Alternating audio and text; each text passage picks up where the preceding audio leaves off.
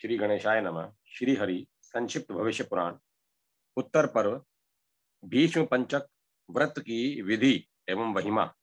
युधिष्ठिर ने कहा, हे यदुश्रेष्ठ कृष्ण, कार्तिक मास में भीष्म पंचक नाम का जो श्रेष्ठ व्रत होता है, अब कृपया उसका विधान बताइए। भगवान श्री कृष्ण बोले, महाराज, मैं आपसे व्रतों में सर्वोत्तम भीष्म पंचक व्रत का वर्णन कर रहा हूँ। मैंने पहले इस व्रत का उपदेश भृगु जी को किया था, फिर भृगु जी ने शुक्राचार्य को, और शुक्राचार्य ने प्रहलाद आदि दैत्यों एवं अपने शिष्य ब्राह्मणों को बताया। जैसे तेजस्वियों में अग्नि, शीघ्रगामियों में पवन, पूजनियों में ब्राह्मण एवं दानों में स्वर्ण दान श्रेष्ठ है, वैसे ही व्रतों में भीष्म पंचक व्रत श्रेष्ठ है। लोकों में भूवर लोक, तीर्थों में गंगा, यज्ञों में अश्वमेध, शास्त्रों में वेद तथा देवताओं में अच्युत का जैसा स्थान है, ठीक उसी प्रकार से व्रतों में भीष्म पंचक सर्वोत्तम है। जो इस दुष्कर भीष्म पंचक व्रत का अनुष्ठान कर लेता है, उसके द्वारा सभी धर्म संपादित हो जाते हैं। पहले सतयुग में वशिष्ठ, भृगु, गर्ग आदि मुनियों ने, फिर त्रेता में नाभाग, अम्बरीश आदि राजाओं ने, और द्वापर में शीर भद्र आदि वैश्यों ने, तथा कलयुग में उत्तम आचरण वाले शूद्रों ने भी इस व्रत का अनुष्ठान किया। ब्राह्मणों ने ब्रह्मचर्य पालन, जप तथा हवन कर्म के द्वारा, और क्षत्रियों एवं वैश्यों ने सत्य, शौच आदि के पालन पूर्वक इस व्रत का अनुष्ठान किया है। सत्यहीन मूढ़ मनुष्य के लिए इस व्रत का अनुष्ठान असंभव है। यह भीष्म पंचक व्रत 5 दिन तक होता है। इस भीष्म पंचक व्रत में असत्य भाषण, शिकार खेलने आदि अनुचित कर्मों का त्याग करना चाहिए। 5 दिन विष्णु भगवान का पूजन करते हुए शाक मात्र का ही आहार करना चाहिए। पति की आज्ञा से स्त्री भी सुख प्राप्ति हेतु इस व्रत का आचरण कर सकती है। विधवा नारी भी पुत्र पौत्रों की समृद्धि अथवा मोक्षार्थ इस व्रत को कर सकती है। इसमें कार्तिक वर्ष मास पर्यंत नित्य प्रातः स्नान, दान, मध्याह्न स्नान और भगवान विष्णु के पूजन का विधान है। नदी, झरना, देवख्यात या किसी पवित्र जलाशय में शरीर में गोमय लगाकर स्नान कर जौ, चावल तथा तिलों से देवता, ऋषियों और पितरों का तर्पण करना चाहिए। भगवान विष्णु को भी मधु, दुग्ध, घी तथा चंदन मिश्रित जल से भक्ति पूर्वक स्नान कराना चाहिए। कपूर, पंचगव्य, कुमकुम, केसर, चंदन तथा सुगंधित पदार्थों के द्वारा भगवान गरुड़ध्वज विष्णु का उपलेपन करना चाहिए। इस उनमें उनके सामने एक दीपक 5 दिनों तक अनवरत दिन रात प्रज्वलित रखना चाहिए। भगवान को निवेदित कर ओम नमो वासुदेवाय, ओम नमो वासुदेवाय, ओम नमो वासुदेवाय तथा का 88 जप, तदंतर अष्टाक्षर मंत्र से हवन करना चाहिए तथा विधि पूर्वक सायंकालीन संध्या करनी चाहिए। जमीन पर सोना चाहिए। ये सभी कार्य 5 दिनों तक किए जाने चाहिए। इस व्रत में पहले दिन भगवान विष्णु के चरणों की कमल पुष्पों के द्वारा पूजा करनी चाहिए। दूसरे दिन बिल्व पत्र के द्वारा उनके घुटनों की, तीसरे दिन नाभि स्थल पर केवड़े के पुष्प द्वारा पूजा करनी चाहिए। चौथे दिन बिल्व एवं जपा पुष्पों से भगवान के स्कंद प्रदेश की पूजा करनी चाहिए और 5वें दिन मालती पुष्पों से भगवान के शिरोभाग की पूजा करनी चाहिए। इस प्रकार ऋषिकेश का पूजन करते हुए व्रती को एकादशी के दिन व्रत कर अभिमंत्रित गोमय तथा द्वादशी को गौमूत्र का प्राशन करना चाहिए। त्रयोदशी को दूध तथा चतुर्दशी को दधी का प्राशन करना चाहिए। काय शुद्धि के लिए चारों दिन इनका प्राशन करना चाहिए। 5 दिन स्नान कर केशव की विधिवत पूजा करनी चाहिए। तत्पश्चात ब्राह्मण को भक्ति पूर्वक भोजन कराकर दक्षिणा देनी चाहिए। इसी प्रकार पुराण वाचकों को भी वस्त्राभूषण प्रदान करना चाहिए। रात्रि में पहले पंचगव्य पान करके पीछे अन्न भोजन करें। इस प्रकार से भीष्म पंचक व्रत का समापन करना चाहिए। यह भीष्म पंचक व्रत परम पवित्र एवं संपूर्ण पापों का नाश करने वाला है। राजन, इसी भीष्म पंचक व्रत का वर्णन शरशैया पर पड़े हुए महात्मा भीष्म ने स्वयं किया था। इसे मैंने आपको बता दिया। जो मानव भक्ति पूर्वक इस व्रत का पालन करता है उसे भगवान अच्युत मुक्ति प्रदान करते हैं। ब्रह्मचारी, गृहस्थ, वानप्रस्थ तथा अथवा सन्यासी जो कोई भी इस व्रत को करता है उन्हें वैष्णव स्थान प्राप्त होता है। कार्तिक शुक्ल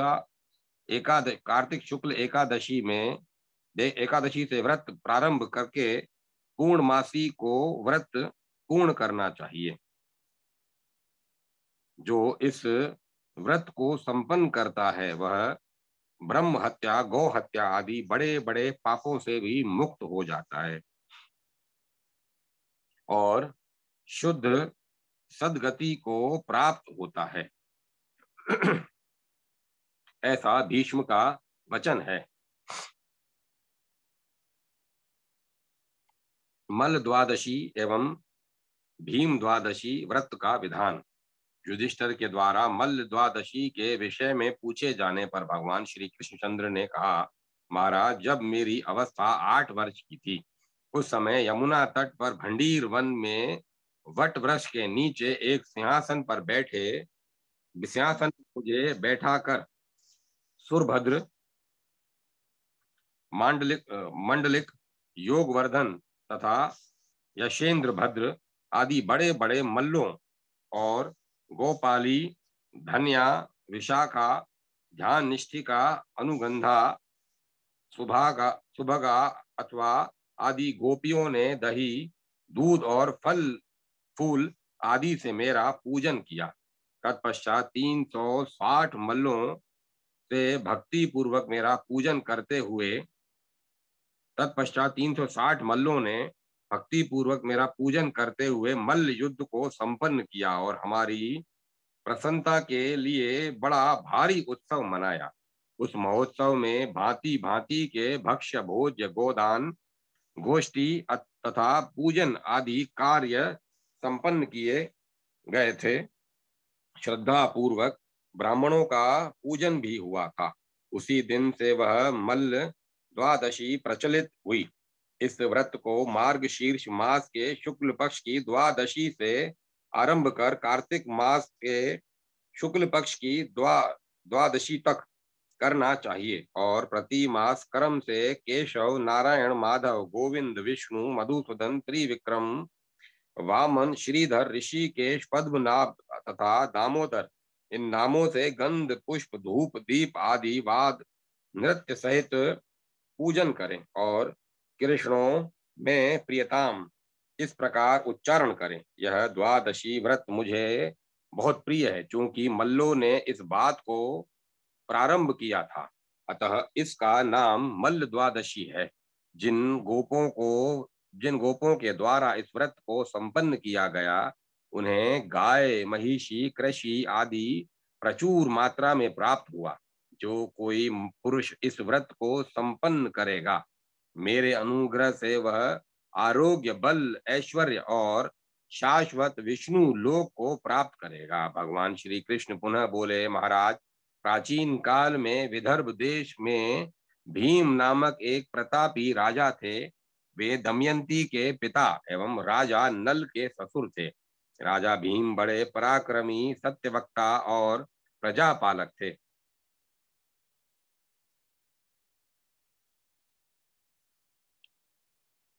वे शास्त्रोक्त विधि से राज्य करते थे। एक दिन तीर्थ यात्रा करते हुए ब्रह्मा जी के पुत्र पुलत्स्य मुनि उनके यहाँ पधारे।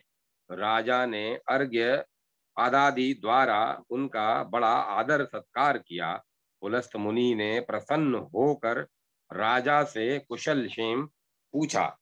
तब राजा ने अत्यंत विनय पूर्वक कहा, महाराज, जहाँ आप जैसे महानुभाव का आगमन हो वहाँ सब कुशल ही होता है। आपके यहाँ पधारने से मैं पवित्र हो गया। इस तरह से अनेक प्रकार की स्नेह की बातें राजा तथा पुलस्त मुनि के बीच होती रही।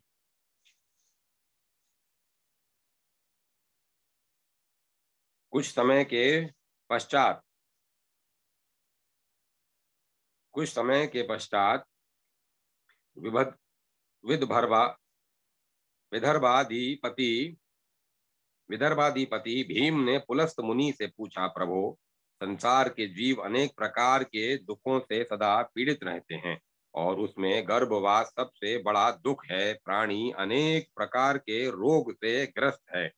जीवों की ऐसी दशा को देखकर मुझे अत्यंत कष्ट होता है। अतः ऐसा कौन सा उपाय है जिसके द्वारा बड़ा परिश्रम करके ही जीव संसार के दुखों से छुटकारा पाने में समर्थ हो जाए? यदि कोई व्रत दानादि हो तो आप मुझे बतलाएं। पुलस्त मुनि ने कहा, राजन, यदि मानव माघ मास के शुक्ल पक्ष की द्वादशी को उपवास करे तो उसे कोई कष्ट नहीं हो सकता। यह तिथि परम पवित्र करने वाली है।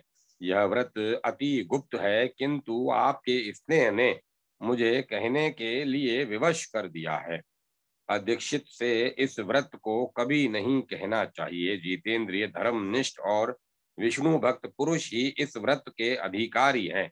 ब्रह्मघाती, गुरुघाती, स्त्रीघाती, कृतघ्न, मित्रद्रोही आदि बड़े बड़े पातकी भी इस व्रत के करने से पाप मुक्त हो जाते हैं। इसके लिए शुद्ध तिथि में और अच्छे मुहूर्त में 10 हाथ लंबा चौड़ा मंडप तैयार करना चाहिए तथा उसके मध्य में 5 हाथ की एक वेदी बनानी चाहिए। वेदी के ऊपर एक मंडल बनाएं जो 5 रंगों से युक्त हो।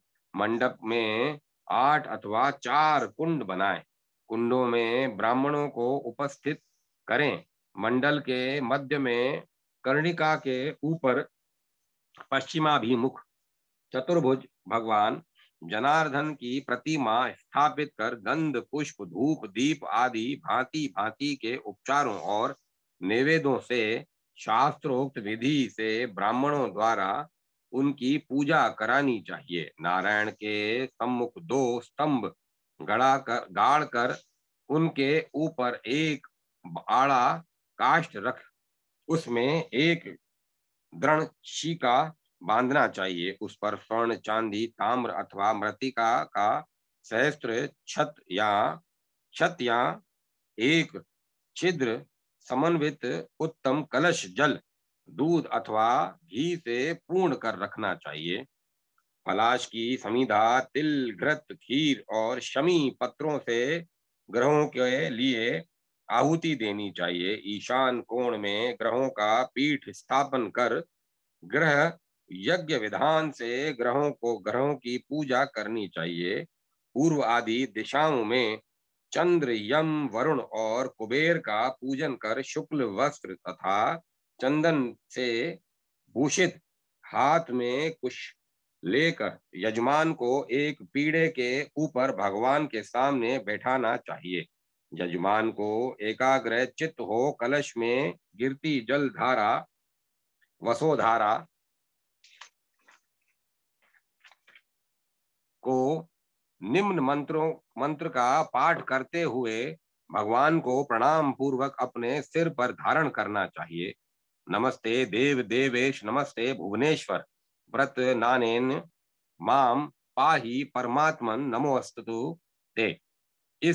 उस समय ब्राह्मणों को चारों दिशाओं के कुंडों में हवन करना चाहिए। साथ ही शांति का अध्याय और विष्णु सूक्त का पाठ किया जाना चाहिए।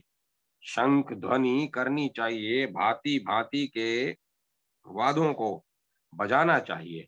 पुण्य जय घोष करना चाहिए। मांगलिक स्तुति पाठ करना चाहिए। इस तरह के मांगलिक कार्य करते हुए यजमान को हरिवंश, सौपर्णिक सुपर्ण सूक्त, आख्यान और महाभारत आदि का श्रवण करते हुए जागरण पूर्वक रात्रि व्यतीत करनी चाहिए।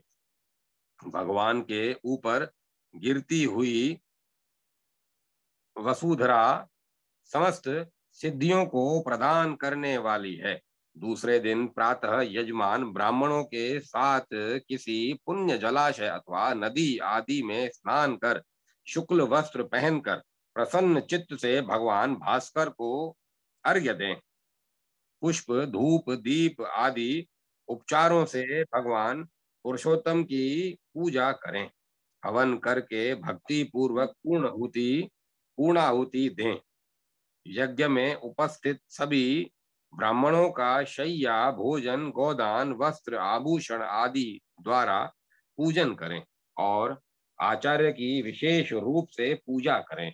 जैसे ब्राह्मण एवं आचार्य संतुष्ट हो वैसा यत्न करें, क्योंकि आचार्य साक्षात देवतुल्य गुरु हैं। दीनों, अनाथों तथा अभ्यागतों को भी संतुष्ट करें। अनंतर स्वयं भी हविष का भोजन करें। राजन, इस प्रकार मैंने इस भीम द्वादशी व्रत का विधान बतलाया है। इससे पापिष्ट व्यक्ति भी पाप मुक्त हो जाते हैं, इसमें संदेह नहीं। यह विष्णु याग सैकड़ों वाजपेय एवं अति रात्र यागों से विशेष फलदायी है। इस भीम द्वादशी का व्रत करने वाले स्त्री पुरुष 7 जन्मों तक अखंड सौभाग्य, आयु, आरोग्य तथा सभी संपदाओं को प्राप्त करते हैं। अनंतर मृत्यु के बाद क्रमशः विष्णुपुर, रुद्र लोक तथा ब्रह्म लोक को प्राप्त करते हैं। इस पृथ्वी लोक में आकर पुनः वह संपूर्ण पृथ्वी का अधिपति एवं चक्रवर्ती धार्मिक राजा होता है। इस व्रत को प्राचीन काल में महात्मा सगर, अज, धुंधुमार, दिलीप, ययाति तथा अन्य महान श्रेष्ठ राजाओं ने किया था, और स्त्री, वैश्य एवं शूद्र ने भी धर्म की कामना से इस व्रत को किया था। भृगु आदि मुनियों और सभी वेदज्ञ ब्राह्मणों द्वारा भी इसका अनुष्ठान हुआ था। हे राजन, आपके पूछने पर मैंने इसे बतलाया है, अतः आज से यह द्वादशी आपके भीम द्वादशी नाम से पृथ्वी पर ख्याति प्राप्त करेगी। श्रवण द्वादशी व्रत के प्रसंग में एक वणिक की कथा। युधिष्ठिर ने पूछा, भगवान, जो व्यक्ति दीर्घ उपवास करने में असमर्थ हो उसके लिए कौन सा व्रत है, इसे आप बतलाइए। भगवान श्री कृष्ण ने कहा, राजन, भाद्रपद मास के शुक्ल पक्ष की द्वादशी तिथि यदि श्रवण नक्षत्र से युक्त हो तो इसमें व्रत करने से सभी कामनाएं पूर्ण हो जाती हैं। यह परम पवित्र एवं महान फल देने वाली द्वादशी है। इस व्रत में प्रातः काल नदी संगम में जाकर स्नान करके द्वादशी में उपवास करना चाहिए। एकमात्र इस श्रवण द्वादशी के व्रत कर लेने से द्वादशी व्रतों का फल प्राप्त हो जाता है। यदि इस तिथि में बुधवार का भी योग हो जाए तो इसमें किए गए समस्त कार्य अक्षय हो जाते हैं। इस व्रत से गंगा स्नान का लाभ होता है। इस व्रत में एक सुंदर कलश की विधिवत स्थापना कर उसमें भगवान विष्णु की प्रतिमा यथाविधि स्थापित करनी चाहिए। अनंतर भगवान की अंग पूजा करनी चाहिए। रात्रि में जागरण करें।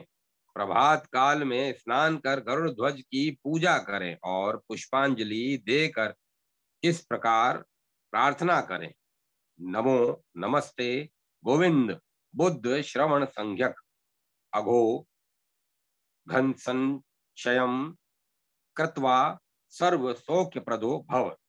अनंतर वेदज्ञ एवं पुराणज्ञ ब्राह्मणों की पूजा करें और प्रतिमा आदि सब पदार्थ प्रियताम में जनार्दन कहकर ब्राह्मणों को निवेदित कर दें। श्री कृष्ण ने पुनः कहा, महाराज, इस व्रत के प्रसंग में एक प्राचीन आख्यान है, इसे आप सुने। दशार्ण देश के पश्चिम भाग में संपूर्ण प्राणियों को भय देने वाला एक मेरु देश है। वहां के भूमि की बालू निरंतर तपती रहती है। यत्र तत्र भयंकर सांप सूंघते रहते हैं। वहां छाया बहुत कम है।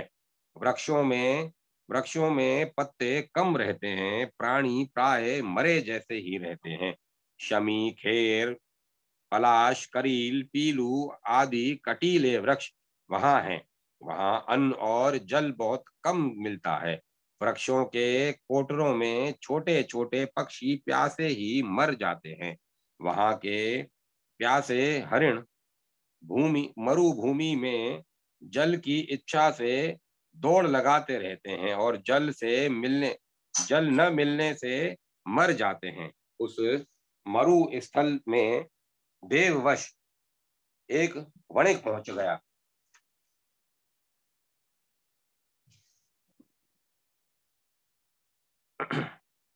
अब वह अपने साथियों से बिछुड़ गया था। उसने इधर उधर घूमते हुए भयंकर पिशाचों को वहां देखा। वह वणिक भूख प्यास से व्याकुल होकर इधर उधर घूमने लगा। कहने लगा, क्या करूं, कहाँ जाऊं, कहाँ से मुझे अन्न जल प्राप्त हो। तदंतर उसने एक प्रेत के स्कंद प्रदेश पर बैठे एक प्रेत को देखा, जिसे चारों ओर से अन्य प्रेत घेरे हुए थे। कंधे पर चढ़ा हुआ वह प्रेत वणिक को देखकर उसके पास आया और कहने लगा, तुम इस निर्जल प्रदेश में कैसे आ गए। उसने बताया, मेरे साथी छूट गए हैं। मैं अपने किसी पूर्व कुकृत्य से के फल से या संयोग से यहाँ पहुंच गया हूँ। भूख और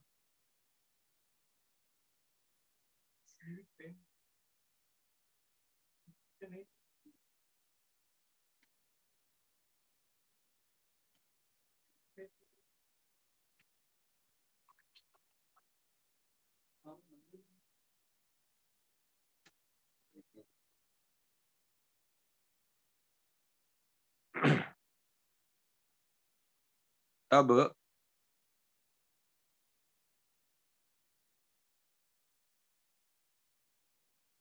मेरे साथी छूट गए और मैं अपने किसी पूर्व कुकृत्य के फल से या संयोग से यहाँ पहुंच गया हूँ। भूख और प्यास से मेरे प्राण निकल रहे हैं। मैं अपने जीने का कोई उपाय नहीं देख रहा हूँ। इस पर वह प्रेत बोला, तुम इस पुनाग वृक्ष के पास क्षण मात्र प्रतीक्षा करो, यहाँ तुम्हें अभिष्ट लाभ होगा। इसके बाद तुम यथेश यथेच्छल यथेच्छल चले जाना। वणिक वहीं ठहर गया। दोपहर के समय कोई व्यक्ति पनाग वृक्ष से एक कटोरे में जल तथा दूसरे कटोरे में दही और भात लेकर प्रकट हुआ और उसने वह वणिक को प्रदान किया। वणिक उसे ग्रहण कर संतुष्ट हुआ। उसी व्यक्ति ने प्रेत समुदाय को भी जल और दही भात दिया। इससे वे सभी संतुप्त हो गए। शेष भाग को उस व्यक्ति ने स्वयं भी ग्रहण किया। इस पर आश्चर्यचकित होकर वणिक ने उस प्रेताधिप से पूछा, ऐसे दुर्गम स्थान में अन्न जल की प्राप्ति आपको कहाँ से होती है। थोड़े से ही अन्न जल से बहुत से लोग कैसे तृप्त हो जाते हैं। मुझे सहारा देने वाले इस स्थान में आप कैसे मिल गए। हे शुभव्रत, आप यह बतलाएं कि ग्रास मात्र से ही आपको संतुष्टि कैसे हो गई। इस घोर अटवी में आने आपने अपना स्थान कहाँ बनाया है। मुझे बड़ा कौतूहल हो रहा है। मेरा संशय आप दूर करें। प्रेताधिप ने कहा, हे भद्र, मैंने पहले बहुत दुष्कृत किया था। बुद्धि वाला एक दुष्ट बुद्धि वाला मैं पहले रमणीय शाकल नगर में रहता था। व्यापार में ही मैंने अपना अधिकांश जीवन बिता दिया। प्रमादवश मैंने धन के लोभ से कभी भी भूखे को न अन्न दिया और न प्यासे की प्यास ही बुझाई। मेरे ही घर के पास एक गुणवान ब्राह्मण रहता था। वह भाद्रपद मास की श्रवण नक्षत्र से युक्त द्वादशी के योग में कभी मेरे साथ तोषा नाम की नदी में गया। तोषा नदी का संगम चंद्रभागा से हुआ है। चंद्रभागा चंद्रमा की तथा तोषा सूर्य की कन्या है। उन दोनों का शीतोष्ण जल बड़ा मनोहर है। उस तीर्थ में जाकर हम लोगों ने स्नान किया और उपवास किया। हमने वहां दधोदन दधोदन छत्र वस्त्र आदि उपचारों से भगवान विष्णु की प्रतिमा की पूजा की। इसके अनंतर हम लोग घर आ गए। मरने के अनंतर नास्तिक होने से मैं प्रेतत्व को प्राप्त हुआ। इस घोर अटवी में जो हो रहा है वह तो आप देख ही रहे हैं। ये जो अन्य प्रेत गण आप देख रहे हैं, इनमें कुछ ब्राह्मणों के धन का अपहरण करने वाले कोई परदा परदारथ है, कोई अपने स्वामी से द्रोह करने वाले तथा कोई मित्रद्रोही हैं। मेरा अन्नपान करने से ये सब मेरे सेवक बन गए हैं। भगवान श्री कृष्ण अक्षय सनातन परमात्मा हैं। उनके उद्देश्य से जो कुछ भी दान किया जाता है वह अक्षय होता है। हे महाभाग, आप हिमालय में जाकर धन प्राप्त करेंगे। अनंतर मुझ पर कृपा कर आप इन प्रेतों की मुक्ति के लिए गया में जाकर श्राद्ध करें। इतना कहकर वह प्रेताधिप मुक्त होकर विमान में बैठकर स्वर्ग लोक चला गया। प्रेताधिप के चले जाने पर वह वणिक हिमालय में गया और वहां धन प्राप्त कर अपने घर आ गया और उस धन से उसने गया तीर्थ में अक्षय वट के समीप उन प्रेतों के उद्देश्य से श्राद्ध किया। वह वणिक जिस जिस प्रेत की मुक्ति के निमित्त श्राद्ध करता था, वह प्रेत वणिक को स्वप्न में दर्शन देकर कहता था कि हे महाभाग, आपकी कृपा से मैं प्रेतत्व से मुक्त हो गया और मुझे परम गति प्राप्त हुई। इस प्रकार वे सभी प्रेत मुक्त हो गए। राजन, वह वणिक पुनः घर लौट आया और उसने भाद्रपद मास के श्रवण द्वादशी के योग में भगवान जनार्दन की पूजा की, ब्राह्मणों को गौदान किया, जितेंद्रिय होकर प्रति वर्ष नदी के संगमों पर वह सब कार्य किया और अंत में उसने मानवों के लिए दुर्लभ स्थान को प्राप्त किया। विजय श्रवण द्वादशी व्रत में वामनावतार की कथा तथा व्रत विधि। भगवान श्री कृष्ण ने कहा, युधिष्ठिर, भाद्रपद मास की एकादशी तिथि यदि श्रवण नक्षत्र से युक्त हो तो उसे विजया तिथि कहते हैं। वह भक्तों को विजय प्रदान करने वाली है। एक बार दैत्य राज बलि से पराजित होकर सभी देवता भगवान विष्णु की शरण में पहुंचे और कहने लगे, प्रभु, सभी देवताओं के एकमात्र आश्रय आप ही हैं। आप महान कष्ट से हमारा उद्धार कीजिए। इस दैत्य बलि का आप विनाश कीजिए। इस पर भगवान ने कहा, देवगणों, मैं यह जानता हूं कि विरोचन पुत्र बलि तीनों लोकों का कटक बना हुआ है, पर उसने तपस्या द्वारा अपनी आत्मा की अपने में भावना कर ली है। वह शांत है, जितेंद्रिय है और मेरा भक्त है। उसके प्राण मुझ में ही लीन है, मुझ में ही लगे हैं। मेरे वह सत्य प्रतिज्ञ है। बहुत दिनों के बाद उसकी तपस्या का अंत होगा। जब मैं उसे अविनय संपन्न समझूंगा तब उसका अभीषण हरण कर लूंगा और आपको दे दूंगा। पुत्र की इच्छा से देव माता अदिति भी मेरे पास आई थी। देवताओं, मैं उनका भी कल्याण करूंगा। अवतार लेकर देवताओं का संरक्षण और असुरों का विनाश करूंगा। इसीलिए आप लोग निश्चिंत होकर जाएं और समय की प्रतीक्षा करें। देवगण भगवान विष्णु को स्मरण करते हुए वापस आ गए। इधर अदिति भी भगवान विष्णु का स्थान ध्यान करती हुई थी। कुछ काल में उन्होंने गर्भ में भगवान को धारण किया। 9वें मास में वामन भगवान अदिति के गर्भ से प्रादुर्भूत हुए। उनके पैर छोटे, शरीर छोटा, सिर बड़ा और छोटे बच्चे के समान हाथ पैर उदर आदि थे। वामन रूप में जब अदिति ने पुत्र को देखा और जब वह कुछ कहने को उद्यत हुई तो देव माया से उनकी वाणी अवरुद्ध हो गई। हे नरोत्तम, भाद्रपद मास के श्रवण नक्षत्र से युक्त एकादशी तिथि है। जब त्रिविक्रम वामन भगवान का पृथ्वी पर अवतार हुआ तब पृथ्वी डगमगाने लगी। दैत्यों में भय छा गया और देवगण प्रसन्न हो गए। महामुनि कश्यप ने शिशु के जातक कर्म आदि स्वयं ही किए। वामन भगवान दंड मेखला यज्ञोपवीत कमंडलू तथा छत्र धारण कर राजा बलि के यज्ञ स्थल में पहुंचे। उन्होंने बलि से कहा, यज्ञपते, मुझे 3 पग भूमि प्रदान करो। बलि ने कहा, मैंने दे दिया।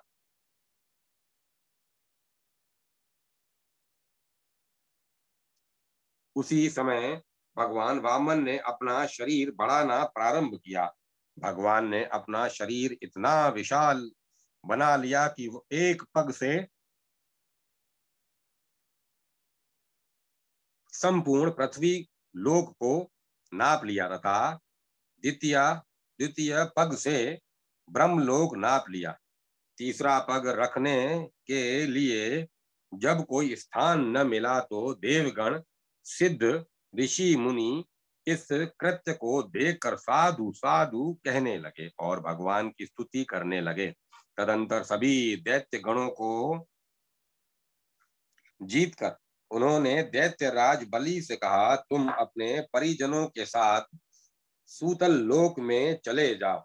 मेरे द्वारा सुरक्षित रहकर तुम वहां अभिषिक्त भोगों का भोग करोगे। वर्तमान में जो इंद्र है उनके बाद तुम इंद्रत्व को प्राप्त करोगे। बलि भगवान को प्रणाम कर प्रसन्न हो सूतल लोक को चला गया। भगवान ने देवताओं से कहा, आप लोग अपने अपने स्थान पर निश्चिंत होकर रहें। भगवान की भी संसार का कल्याण करके वहीं अंतर्ध्यान हो गए। राजन, ये सभी कर्म एकादशी तिथि को हुए थे, अतः यह तिथि देवताओं की विजय तिथि मानी गई है। यही एकादशी तिथि फाल्गुन मास में पुष्य नक्षत्र से युक्त होने पर विजया तिथि कही गई है। एकादशी के दिन उपवास कर रात्रि में भगवान वामन की प्रतिमा बनाकर पूजा करनी चाहिए। प्रतिमा के समीप ही कुंडिका, छत्र, चरण पादुका, यष्टि, यज्ञोपवीत कमंडलू तथा मृग चर्म आदि स्थापित करना चाहिए। अनंतर विधिवत उनकी पूजा करनी चाहिए। निम्न मंत्रों से उन्हें नमस्कार करके करें और प्रार्थना करें। अनेक कर्म निर्बंध ध्वनि समम जल शाइनम नतोस्मि मधुरा वासम माधवम मधुसूदनम। नमो वामन रूपाय नमोस्तुते त्रिविक्रम। नमस्ते मणि बंधाय वासुदेव नमोस्तुतु ते। नमो नमस्ते गोविंद वामनेश त्रिविक्रम अघो घन संशयम कृत्वा सर्व काम प्रदो भव। इसके अनंतर भगवान को शयन कराएं। गीत वाद स्तुति आदि के द्वारा जागरण करें। प्रातः काल उस प्रतिमा की पूजा कर मंत्र पूर्वक उसे ब्राह्मण को निवेदित कर दें। ब्राह्मणों को भोजन कराकर स्वयं भी मौन होकर भोजन करें। इस व्रत के करने से व्रती का एक मनवंतर पर्यंत विष्णु लोक में वास होता है। तदंतर वह इस लोक में आकर चक्रवर्ती दानी राजा होता है। वह निरोग, दीर्घायु एवं पुत्रवान होता है। संप्राप्ति द्वादशी एवं गोविंद द्वादशी व्रत। भगवान श्री कृष्ण ने कहा, पोष मास के शुक्ल पक्ष की द्वादशी से ज्येष्ठ मास की द्वादशी तक प्रत्येक मास की कृष्ण द्वादशी को षाण्मासिक संप्राप्ति द्वादशी व्रत किया जाता है। प्रत्येक मास में क्रमशः पुंडरीकाक्ष, माधव, विश्वरूप, पुरुषोत्तम, अच्युत तथा जय इन नामों से उपवास पूर्वक भगवान की पूजा करनी चाहिए। पुनः आषाढ़ कृष्ण द्वादशी से व्रत ग्रहण कर मार्ग शीर्ष तक व्रत का नियम लेना चाहिए। पूर्व विधान से उपवास पूर्वक उन्हीं नामों से क्रमशः भगवान का पूजन करना चाहिए। प्रति मास ब्राह्मण को भोजन कराकर दक्षिणा देनी चाहिए। तेल एवं क्षार पदार्थ नहीं ग्रहण करने चाहिए। इस प्रकार एक वर्ष तक इस व्रत के करने से सभी कामनाएं पूर्ण हो जाती हैं और अंत में वह भगवान के अनुग्रह से उनके लोक को प्राप्त कर लेता है। भगवान श्री कृष्ण ने पुनः कहा, महाराज, इसी प्रकार गोविंद द्वादशी नाम का एक अन्य व्रत है जिसके करने से सभी अभिष्ट सिद्ध हो जाते हैं। पौष मास के शुक्ल पक्ष की द्वादशी को उपवास कर पुष्प, धूप, दीप, नैवेद्य आदि कमल नयन भगवान गोविंद का पूजन कर अंतर मन में भी इसी नाम का उच्चारण करते रहना चाहिए। इस दिन पाखंडियों से बात नहीं करनी चाहिए। ब्राह्मणों को यथाशक्ति दक्षिणा देनी चाहिए। व्रती को गौमूत्र, गोमय, दधी अथवा गो दुग्ध का प्राशन करना चाहिए। दूसरे दिन स्नान कर उसी विधि से गोविंद का पूजन कर ब्राह्मण को भोजन कराकर स्वयं भी भोजन करना चाहिए। इसके साथ ही इस दिन गौ को तृप्ति पूर्वक भोजन कराना चाहिए। इसी प्रकार प्रति मास व्रत करते हुए वर्ष समाप्त होने पर भगवती लक्ष्मी के साथ स्वर्ण की भगवान गोविंद की प्रतिमा बनाकर पुष्प, धूप, दीप, माला, नैवेद्य आदि से उसका पूजन कर सवत्सा गौ सहित ब्राह्मणों को देना चाहिए। प्रति मास गौ की पूजा तथा उन्हें ग्रासादि से तृप्त करना चाहिए। पुराणा के दिन विशेष रूप से उनकी सेवा भक्ति करनी चाहिए। इस व्रत को करने से वही फल प्राप्त होता है जो स्वर्ण श्रृंगी 100 गौओं के साथ एक उत्तम वर्ष का दान देने से होता है। किसी व्रत को सम्यक रूप से करने वाला सब सुख भोग कर अंत में गोलोक को प्राप्त होता है। अखंड द्वादशी, मनोरथ द्वादशी तथा एवं तिल द्वादशी व्रतों का विधान। राजा युधिष्ठिर ने पूछा, श्री कृष्ण व्रतों, उपवास, दान, धर्म आदि में जो कुछ वैकल्य अर्थात किसी बात की न्यूनता रह जाए तो क्या फल होता है, इसे आप बतलाएं। भगवान श्री कृष्ण बोले, महाराज, राज्य पाकर भी जो निर्धन उत्तम रूप पाकर भी काने, अंधे, लंगड़े हो जाते हैं, वे सब धर्म वैकल्प्य के प्रभाव से ही होते हैं। धर्म वैकल्य धर्म वैकल्य से ही स्त्री पुरुषों में वियोग एवं दुर्भगवत्वा होता है। उत्तम कुल में जन्म पाकर भी लोग दुशील दोहशील हो जाते हैं।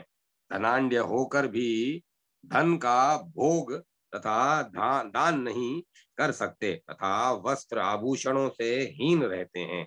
वे सुख प्राप्त नहीं कर पाते। अतः यज्ञ में, व्रत में और भी अन्य धर्म कृत्यों में कभी कोई त्रुटि नहीं होने देनी चाहिए। युधिष्ठिर ने पुनः कहा, भगवान, यदि कदाचित उपवास आदि में कोई त्रुटि हो ही जाए तो इसके उसके निवारणार्थ क्या करना चाहिए? श्री कृष्ण बोले, महाराज, अखंड द्वादशी व्रत करने से सभी प्रकार की धार्मिक त्रुटियां दूर हो जाती हैं। अब आप इसका भी विधान सुने।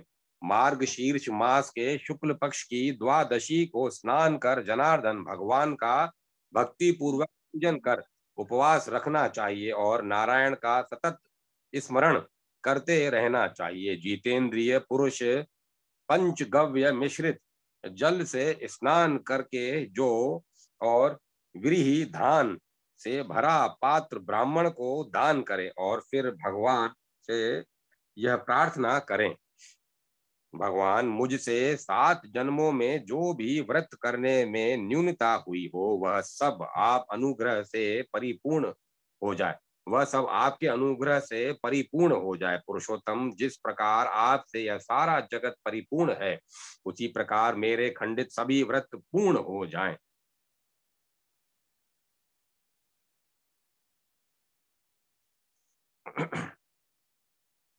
इस व्रत के में 4 महीने में व्रत की पारणा करनी चाहिए। चैत्रादि 4 मास के अनंतर दूसरी पारणा कर सत्तू पात्र ब्राह्मण को देने का विधान है।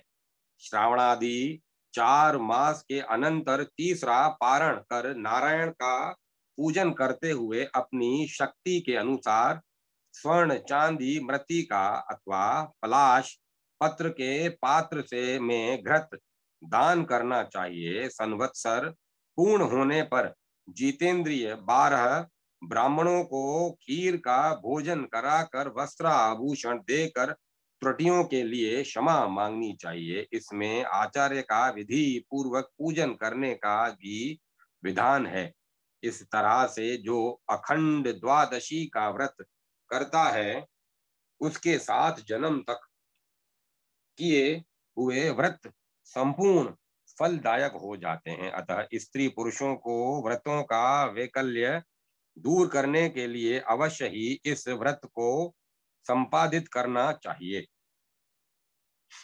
भगवान श्री कृष्ण ने पुनः कहा, महाराज, स्त्री अथवा पुरुष दोनों को फाल्गुन मास के शुक्ल पक्ष की एकादशी को उपवास कर जगतपति भगवान का पूजन भजन और उठते बैठते नित्य हरि का स्मरण करते रहना चाहिए। द्वादशी के दिन प्रभात में ही स्नान पूजन तथा घृत से हवन के बाद ब्राह्मण को दक्षिणा देने का विधान है। तदंतर भगवान से अपने अभिष्ट मनोरथों की संसिद्धि के लिए प्रार्थना करनी चाहिए। तत्पश्चात हविष भोजन ग्रहण करना चाहिए। इस व्रत में फाल्गुन से ज्येष्ठ तक प्रथम 4 महीनों में रक्त पुष्प गूगल धूप और हविषान नैवेद्य से भगवान की पूजा अर्चना के बाद गोश्रृंगलाचित छाल गोश्रृंगला श्रृंगचालित जल तथा हविषान ग्रहण करने का विधान है। फिर आषाढ़ से अश्वनी तक 4 महीनों में चमेली के पुष्प धूप और शाल्यन साठी धान आदि के नैवेद्यों द्वारा भगवान की पूजा स्तुति करने के बाद कोशोदक का प्राशन तथा निवेदित नैवेद्य भक्षण करना चाहिए। कार्तिक से माघ मास तक तीसरी पारणा में जपा पुष्प, अड़हुल उत्तम धूप और कसार के नैवेद्य से नारायण के भोजनों पर उपरांत गौमूत्र प्राशन तथा कसार भक्षण करने का विधान है।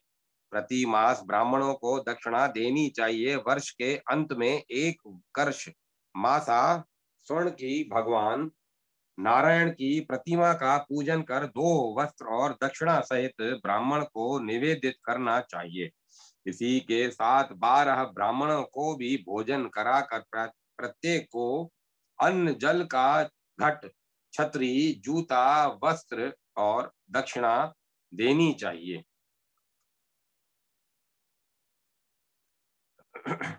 इस द्वादशी व्रत के करने से सभी मनोरथ सिद्ध हो जाते हैं। इसी से इसका नाम मनोरथ द्वादशी है। इंद्र को त्रिलोक्य का राज्य भी इसी व्रत के परिणाम स्वरूप प्राप्त हुआ है। शुक्राचार्य ने धन तथा महर्षि धौम्य ने निर्विघ्न विद्या प्राप्त की है। अन्य श्रेष्ठ पुरुषों ने तथा स्त्रियों ने भी इस व्रत के प्रभाव से अपने अभिष्ट मनोरथों को प्राप्त किया है। जो कोई भी जिस किसी अभिलाषा से इस व्रत को करता है वह अवश्य पूर्ण होती है।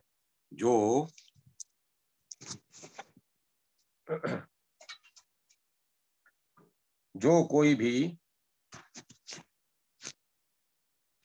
जिस किसी अभिलाषा से व्रत को करता है वह अवश्य पूर्ण होती है। जो पुरुष भगवान पुरुषोत्तम का पूजन नहीं करते, गौ ब्राह्मण आदि की सेवा नहीं करते और मनोरथ द्वादशी का व्रत नहीं रखते, वे किसी भी प्रकार से अपना अभिष्ट फल प्राप्त नहीं कर सकते। राजा युधिष्ठिर ने कहा, भगवान थोड़े से परिश्रम से अथवा स्वल्प दान से सभी पाप कट जाएं, ऐसा कोई उपाय बतलाएं। भगवान श्री कृष्ण बोले, महाराज तिल द्वादशी नामक एक व्रत है जो परम पवित्र है और सभी पापों का नाश करने वाला है। माघ मास के कृष्ण पक्ष की द्वादशी को जब मूल अथवा पूर्वाषाढ़ नक्षत्र प्राप्त हो तब उसके एक दिन पूर्व अर्थात एकादशी को उपवास रखकर व्रत ग्रहण करना चाहिए। द्वादशी को भगवान श्री कृष्ण का पूजन कर ब्राह्मण को कृष्ण तिलों का दान करना चाहिए। व्रती को भी स्नान कर काले तिल का ही भोजन करना चाहिए। इस प्रकार एक वर्ष तक प्रत्येक कृष्ण द्वादशी में व्रत कर अंत में तिलों से पूर्ण कृष्ण वर्ण के कुंभ, पकवान, छत्र, जूता, वस्त्र और दक्षिणा 12 ब्राह्मणों को देना चाहिए। उन तिलों के बोने से जितने तिल उत्पन्न होते हैं उतने वर्ष पर्यंत इस व्रत को करने वाला स्वर्ग में पूजित होता है और किसी जन्म में अंध, बधिर, कुष्ठी आदि नहीं होता, सदा निरोग रहता है। इस तिल दान से बड़े बड़े पाप कट जाते हैं। इस व्रत में न बहुत परिश्रम है और न ही बहुत अधिक व्यय। इसमें तिलों से ही स्नान, तिल दान और तिल से ही भोजन करने पर अवश्य सद्गति मिलती है। यह कथा अब इस कथा को ही विराम देता हूँ।